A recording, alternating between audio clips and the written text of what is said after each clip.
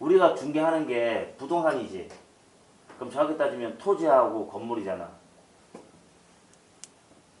토지가 있고 여기에 건물이 올라가 있어 이렇게. 그러면은 여기에 임차인이 있을 거 아니야. 임차인. 여기도 임차인.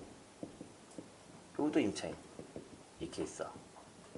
이 건물을 보고 나는 한 50억 사겠다고 매수 제안을 하는 거잖아. 그지? 그럼 이 상태에서 매수자로 넘어갈 때, 매도자가 넘어갈 때 부동산 매매 계약서니까 토지, 건물, 토지와 건물을 각각 명시된 돈 팔게 되면은 건물에 대해서는 부가세가 발생이 되거든.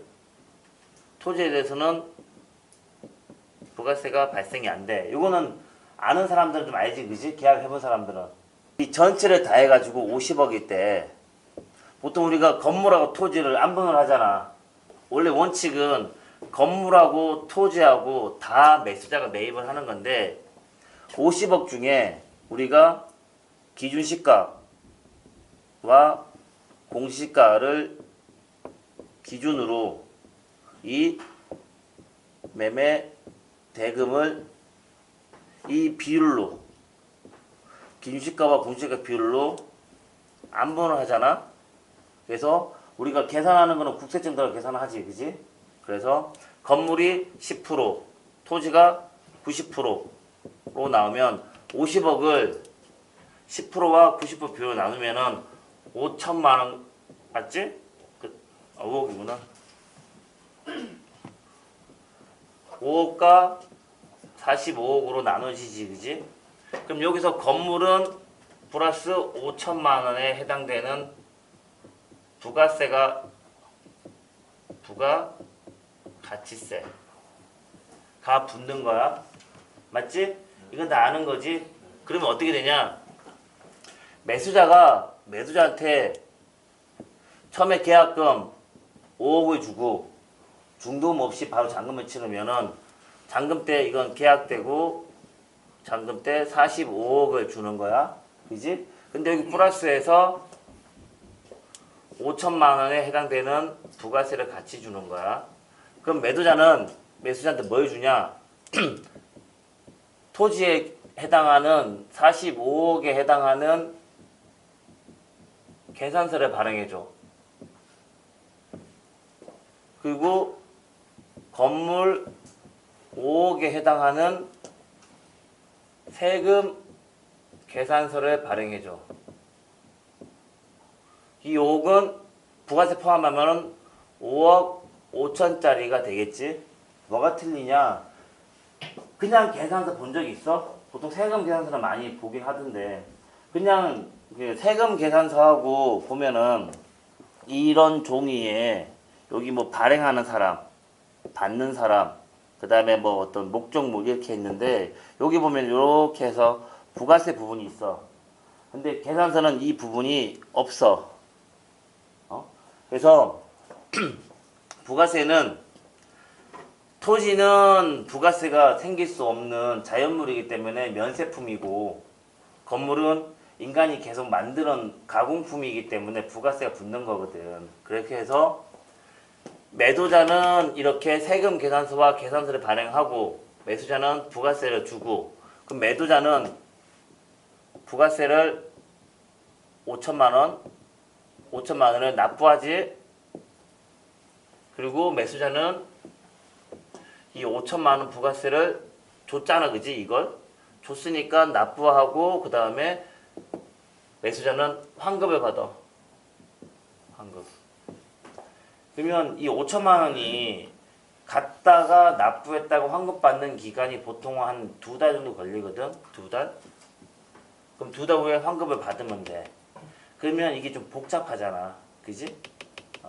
시간도 많이 걸리고. 그 다음에 내가 지금 건물분을 5억을 잡았으니까 5천만 원이 된 거지. 건물분이 한 20억이면 2억이 부가세야. 그지?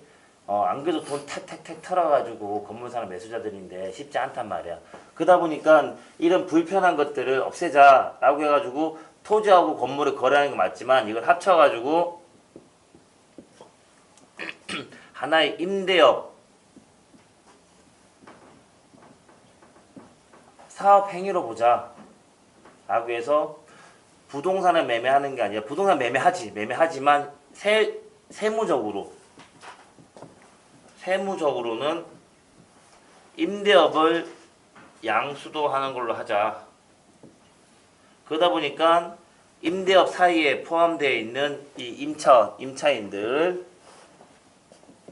임차인을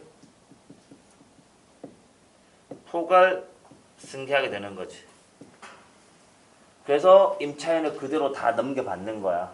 그래서 매도자가 관여하고 있는 임대차 계약을 매수자가 다 넘겨받는 게 되는 거지. 그래서 1번 방법과 2번 방법이 있는데 내가 처음에 일을 할 때 14, 15년 전에는 공무원들이 이걸 이해를 잘 못했어. 그래서 이렇게 계약하잖아? 그러면 왜 이렇게 계약했냐고 이렇게 고쳐오라고 말하는 사람도 있었어. 지금은 건물 사고 파는 게 흔하지. 그지? 많잖아. 근데 나 때만 해도 건물 사고 파는 게 그렇게 많지 않았거든. 그래서 좀 경험 없는 공무원들은 이게 뭐야? 라고 해서 다시 얘기하거나 딴지 거는 경우도 있었고, 또 지금은 거의 이 방법으로 해오라고 해. 지들도 귀찮으니까, 자기들도 이런 어떤 복잡하게 들어가기 귀찮으니까. 그러면 이렇게 되는 게 있고 이렇게 되는 게 있고 이렇게 안 되는 게 있는데, 이렇게 안 되는 것들은 어떤 것들이냐? 포괄 양수도를 못하는 경우, 다시 말해가지고 이 매도자가 법인인 경우, 이 임대업 말고 다른 사업체가 있는 거야. 다른 사업 업종들이 있는 거야.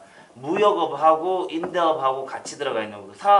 그래서 사업자 등록증을 보면은 우리가 뭐 상호명이 있고 사업장이 있고 밑에 업종, 업태 이런 것들이 있지.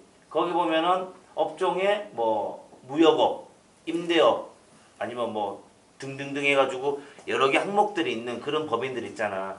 그러면은 그 법인의 상호로 넘겨줘 버리면 그 법인체를 넘겨줘 버리게 되면은 임대업만 있는 경우는 괜찮은데 딴 것들 있으면은 다 포괄 양수 못 받잖아, 이 매수자 같은 경우. 그지? 그래서 그런 경우 또는 매도자가 간이 과세자인 경우